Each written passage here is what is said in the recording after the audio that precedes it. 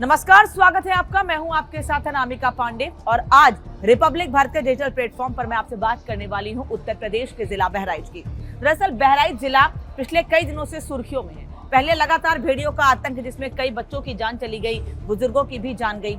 उसके बाद बाबा सिद्दीकी को मारे जाने में बहराइच के 2 लोगों का नाम सामने आया और अब बहराइच में हंगामे की खबर सामने आ रही है। हालांकि पहले की 2 खबरों का इस खबर से कोई मतलब नहीं है।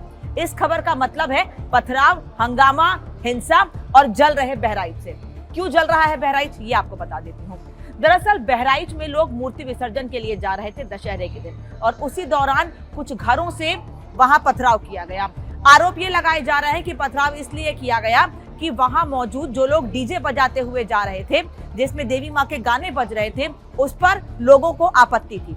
आपत्ति किन लोगों को थी? वो लोग जो ये कह रहे थे कि हमारे धार्मिक स्थल के बाहर ये लोग जोर जोर से स्पीकर बजा रहे थे। जब इनको मना किया गया तो ये नहीं माने और उसके बाद झड़प शुरू हुई और कुछ घरों से पथराव कर दिया गया। इस दौरान आरोप ये भी है कि राम गोपाल मिश्रा पर ताबड़तोड़ कई गोलियां बरसाई गई, जिससे उसकी मौत हो गई। आरोप इसलिए क्योंकि ये कहा जा रहा है कि राम गोपाल मिश्रा ने एक इमारत पर चढ़कर झंडा हटाया और झंडा हटाकर वहां भगवा झंडा लगा दिया, जिसके बाद हंगामा और बढ़ गया और इसी गुस्से में वहां मौजूद लोगों ने राम गोपाल मिश्रा पर ताबड़तोड़ 13 से 14 फायरिंग कर दी, जिसमें से 12 से ज्यादा गोलियां राम गोपाल मिश्रा को लगी। और एक वीडियो भी सामने आया है जिसमें राम गोपाल मिश्रा के शव को जब नीचे उतारा जा रहा है, क्योंकि ये कहा जा रहा है कि जब वो झंडा उतारने के लिए बिल्डिंग पर चढ़ा था उसी दौरान उस पर गोलियां बरसाई गईं और उसके बाद जब उसके शव को नीचे उतारा जा रहा था उस दौरान भी उस पर लगातार बैक टू बैक गोलियां बरसाई जाती रहीं, जिसके चलते वहां लोगों का, जो लोग उस वक्त वहां मौजूद थे, उनका ये आरोप है कि 22 गोलियां उसको मारी गई हैं। लेकिन अभी तक जानकारी मिली है कि 12 गोलियां रामगोपाल मिश्रा को लगी थी।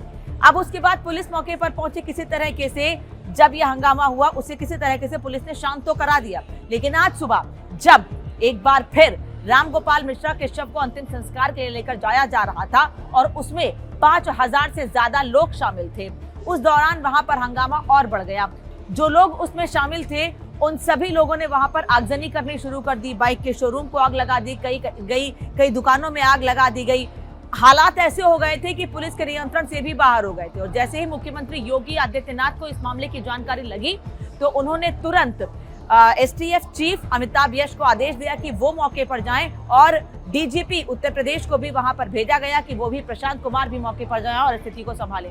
और इस दौरान अमिताभ यश की एक ऐसी वीडियो सामने आई है जिसको देखकर यही लग रहा है कि अमिताभ यश ने जिस तरीके से वहां पर मोर्चे को संभाला, स्थिति को संभाला, वो काबिले तारीफ है और उसके बाद से स्थितियां बेहतर हुई हैं। वो वीडियो मात्र 7 सेकंड का है, लेकिन उस 7 सेकंड के वीडियो में ये साफ दिख रहा है कि मुख्यमंत्री योगी आदित्यनाथ के निर्देश के बाद कैसे अधिकारी खुद ग्राउंड जीरो पर पहुंच गए और वहां पर स्थितियों को संभाला। और ये मुख्यमंत्री के आदेश और एसटीएफ चीफ अमिताभ यश की कोशिशों का ही नतीजा था जब वो खुद ग्राउंड पर पहुंचे और बंदूक, पिस्टल लेकर सड़क पर लोगों को किनारे करते नजर आए, समझाते हटाते नजर आए। उसके बाद स्थितियां सामान्य हुई हैं। हालांकि ये कहा जा रहा है कि बहराइच जिले में स्थिति बेहतर हुई है, लेकिन गांवों में अभी भी तनाव की स्थिति बनी हुई है, जिसको देखते हुए वहां पर इंटरनेट सेवा भी बंद कर दी गई है और वहां पर धारा 163 भी लगा दी गई, जिससे कि 4 लोगों से ज्यादा अगर इकट्ठे होते हैं तो लोगों पर कार्रवाई की जाएगी। और इसको देखते हुए तमाम पुलिस के जवान सुरक्षा बलों की वहां तैनाती कर दी गई है, जिससे कि वहां हालात अब ना बिगड़े।